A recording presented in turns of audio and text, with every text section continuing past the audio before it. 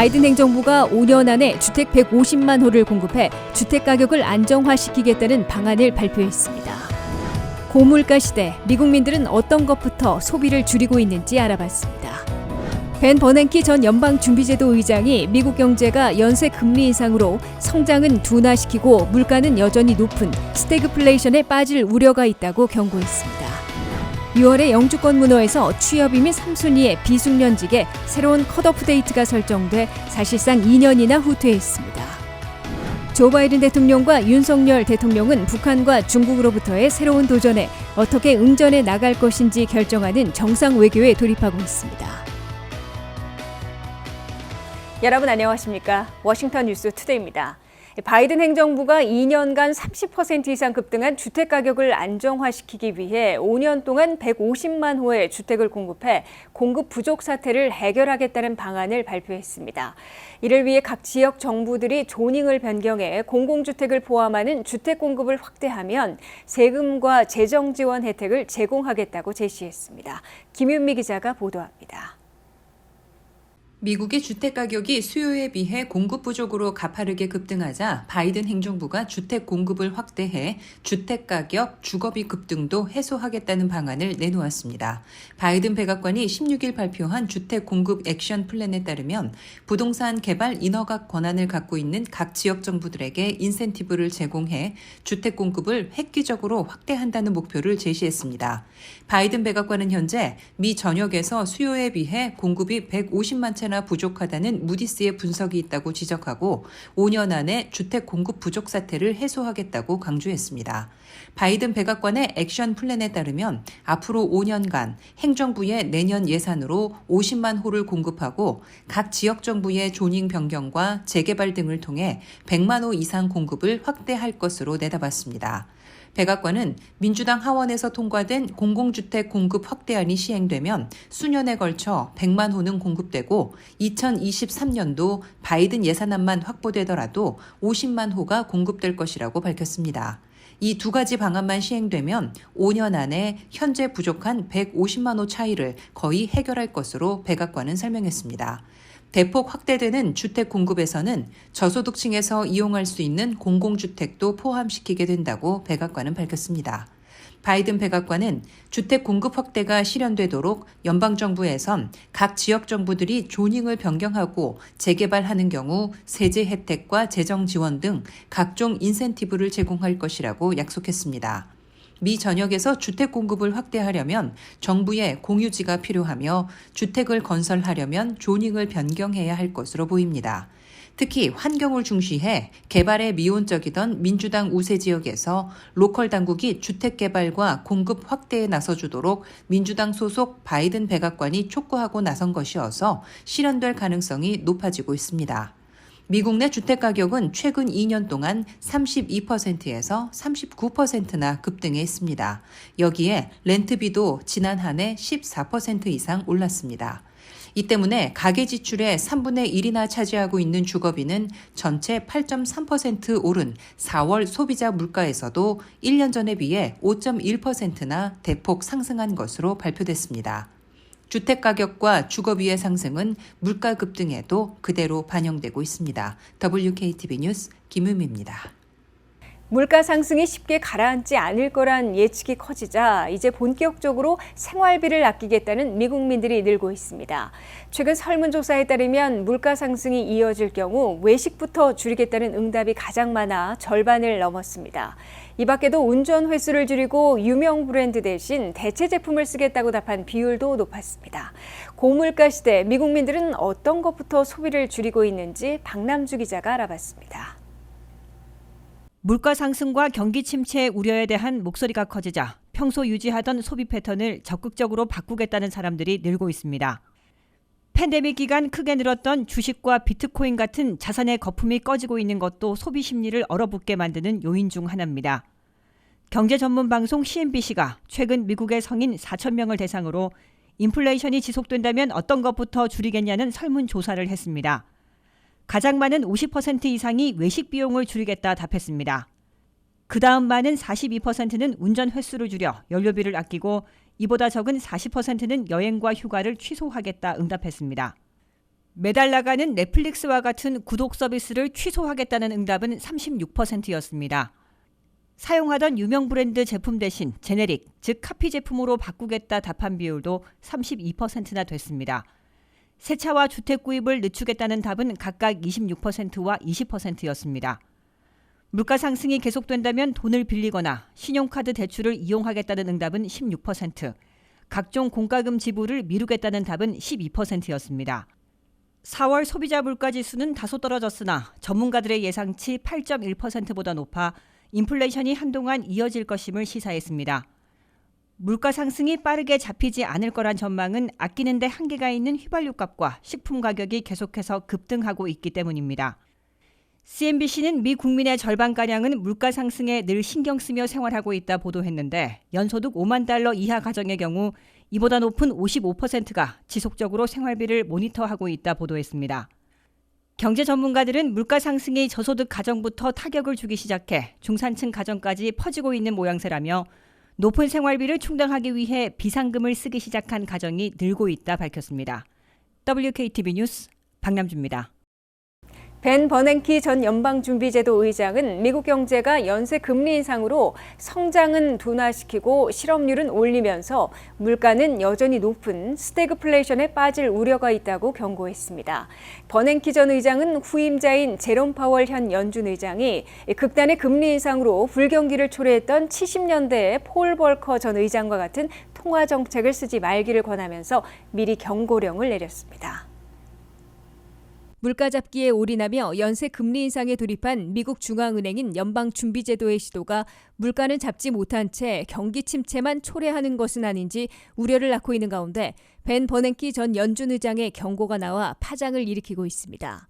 벤 버냉키 전 연준 의장은 17일 발간되는 자신의 저서 21세기 통화 정책을 통해 미국 경제가 저성장, 고물가를 뜻하는 스태그플레이션에 빠질 위험이 있다고 경고한 것으로 뉴욕타임스가 보도했습니다. 벤 버냉키 전 연준 의장은 특히 미국 경제가 내년과 내후년까지 앞으로 2년 반 동안 스태그플레이션을 겪을 가능성을 우려했다고 뉴욕타임스는 전했습니다.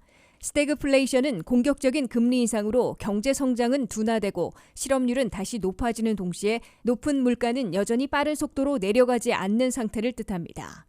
뉴욕타임스에 따르면 버냉키 전 연준 의장은 온건한 시나리오로도 현재의 금리 인상으로 미국 경제 성장률은 둔화되고 실업률은 다시 소폭 올라갈 것이며 인플레이션은 내려가기 시작하더라도 여전히 높은 상태일 것이라고 내다보고 우리는 이를 스태그플레이션이라고 부른다고 지적했습니다. 버냉키 의장은 실업률이 다시 오르더라도 일부에 해당돼 전체가 체감하는 것은 아닌 반면 물가 급등은 전체에게 영향을 미친다면서 공격적인 금리 인상과 자산 축소를 통해 물가를 잡으려는 현재의 연준 정책은 불가피하다고 밝혔습니다. 버냉키 의장은 그러나 연쇄 금리 인상으로 미국민 다수가 이자 부담이 가중되는 만큼 물가는 빨리 대폭 내려가지 않고 성장은 냉각될 것이기에 연준이 강한 압력을 받게 될 것으로 우려했습니다.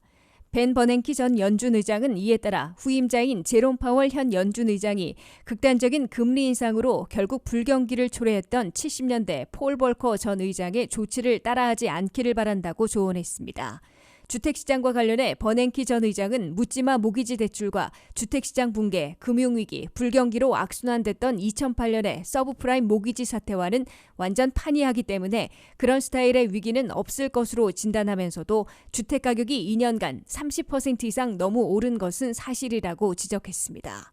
학자 융자금 탕감에 대해 버냉키 의장은 스튜던트론을 많이 얻은 사람들은 주로 전문직으로 평생 많이 벌 수 있으므로 이를 일괄 탕감해주는 것은 다른 대졸자, 대학을 다니지 않은 사람들을 고려하면 불공정한 것이라며 대규모 일괄 탕감에는 반대했습니다. 6월에 영주권 문호에서 취업이민 3순위의 비숙련직에 새로운 컷오프 데이트가 설정돼 사실상 2년이나 후퇴했습니다. 가족이민에선 2의 순위만 오픈됐을 뿐 다른 순위 승인일과 접수일은 모두 제자리했습니다. 김지수 기자가 보도합니다. 6월 1일부터 적용되는 6월의 영주권 문호에서 한국인들이 많이 신청하고 있는 취업이민 3순위 비숙련직에서 새로운 컷오프 데이트가 설정돼 2년이나 후퇴하는 장애물을 만나게 됐습니다. 국무부가 발표한 6월의 비자 블러틴에 따르면 취업이민에서는 유일하게 3순위 비숙련직의 최종 승인일에 새로운 컷오프 데이트로 2019년 5월 8일이 설정됐습니다. 이는 비숙련직 수속자들이 영주권을 최종 승인받는데 전달 오픈 상태에서 2019년 5월 8일 이전으로 제한되는 것이기 때문에 사실상 2년이나 후퇴한 셈입니다. 다만 취업이민의 다른 순위들은 승인일과 접수일에서 모두 오픈됐습니다. 이에 앞서 최장 1년 만에 재개됐던 비성직자 종교이민과 리저널센터 투자이민도 6월에 계속 오픈됐습니다. 더욱이 비숙련직도 최종 승인일에는 새로운 컷오프 데이트가 설정됐으나 접수일은 오픈돼 있어 영주권 수속은 지속할 수 있습니다. 이로써 취업이민 수속자들은 비숙련직만 최종 승인받는 데 제한될 뿐 모든 순위에서 이민 페티션 청원서만 승인받으면 마지막 단계로 영주권 신청서, 워크퍼밋 신청서, 사전 여행 허가서를 동시에 접수시키고 워크퍼밋 카드부터 잇따라 승인받을 수 있게 됩니다. 6월에 영주권 문호에서 가족이민은 EA 순위만 승인일과 접수일까지 모두 오픈된 반면 다른 순위는 전달과 같이 제자리했습니다. 미시민권자의 21세 이상 성년 미혼 자녀들이 대상인 가족이민 1순위는 최종 승인일이 2014년 12월 1일, 접수일은 2016년 5월 15일에서 동시에 동결됐습니다. 영주권자의 배우자와 미성년 자녀들이 대상인 EA 순위의 최종 승인일과 접수일은 전달과 같이 전면 오픈됐습니다. 영주권자의 성년 미혼 자녀인 2순위 B는 승인일이 2015년 9월 22일에서 접수일은 2016년 9월 22일에서 1년 차이를 두고 동시에 제자리했습니다. 시민권자의 기혼 자녀인 3순위는 승인일이 2008년 11월 22일, 접수일은 2009년 8월 22일에서 함께 동결됐습니다. 시민권자의 형제자매 초청인 4순위는 승인일이 2007년 3월 22일, 접수일은 2007년 10월 1일에서 동시 제자리했습니다. WKTV 뉴스 김지수입니다. 취임 후 처음으로 방한하는 조 바이든 대통령과 취임 열흘 만에 한미 정상회담에 나서는 윤석열 대통령이 새 파트너로서 북한과 중국으로부터의 새로운 도전에 어떻게 응전할지 결정하는 정상 외교에 돌입하고 있습니다. 특히 최근 악화된 북한의 코로나 감염 사태에 어떤 지원책을 내놓을지, 문재인 대북 특사 파견 방안까지 논의할지, 북한의 핵미사일 도전에 어떻게 대응할지, 중국 견제와 우크라이나 지원에 어떻게 공조할지 등이 주요 관심사가 되고 있습니다. 보도에 한면태 기자입니다. 조 바이든 대통령이 취임 후 처음으로 20일부터 24일까지 한국과 일본을 방문하는 것을 계기로 한반도를 포함하는 동북아시아, 나아가 인도태평양 지역이 새로운 도전과 응전이 펼쳐지는 외교 무대로 부상하게 될 것으로 보입니다.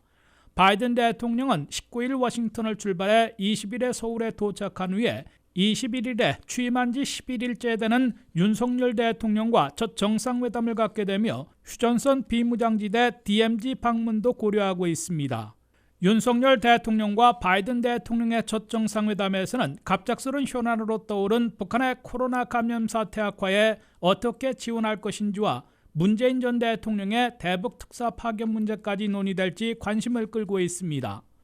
한국통일부가 북한에게 코로나 긴급 지원을 제의해 북한 김정은 정권이 수용하면 한국의 코로나 백신과 치료제, 마스크와 검사 키트까지 직접 지원될 수 있어 반응이 주목되고 있습니다.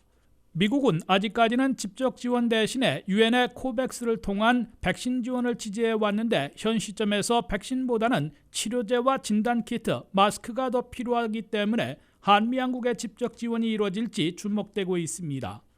조 바이든 대통령이 새 대통령과 첫 대면하는 상황에서 퇴임한 문재인 전 대통령을 별도로 만난다는 점에서 한미양국의 사전 조율에 따라 윤석열 새 정부의 대북 특사로 파견되는 것은 아닌지 초미의 관심을 끌고 있습니다. 새로운 긴급 현안들이 논의되고 북한이 수용할 경우 이를 통해 충돌 코스를 일단 멈추고 대화 국면으로 전환시킬 수도 있어 예의주시되고 있습니다.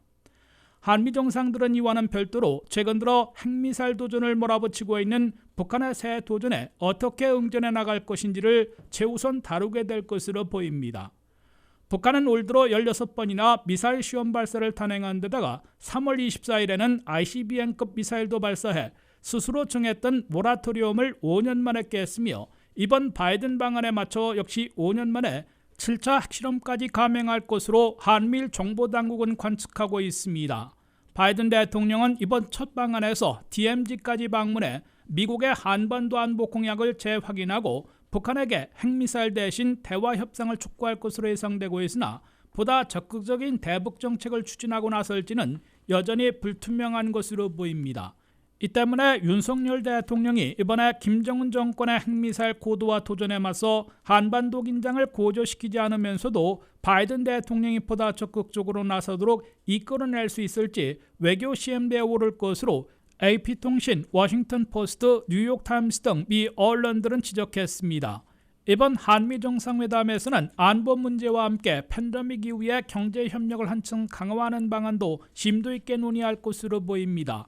이에 발맞춰 현대자동차는 백악관 조지아 주정부와의 협의를 토대로 70억 달러를 투자해 미국 조지아 사바나 항구에서 25마일 내륙에 있는 정부 소유지 2200에이커의 전기자동차 공장을 건설하고 8,500명이나 고용하는 대규모 전기자동차 현지 생산 투자 계획을 발표합니다.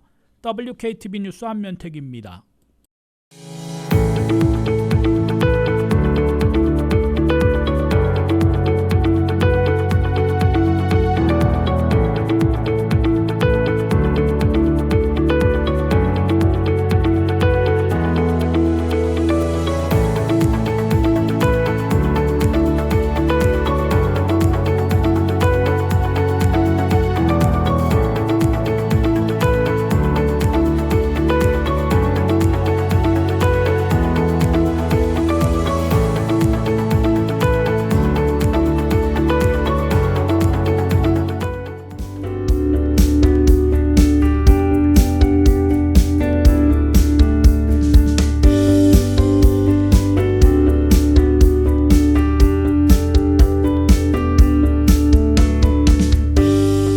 이상으로 워싱턴 뉴스투데이를 마치겠습니다. 시청해주신 여러분 고맙습니다.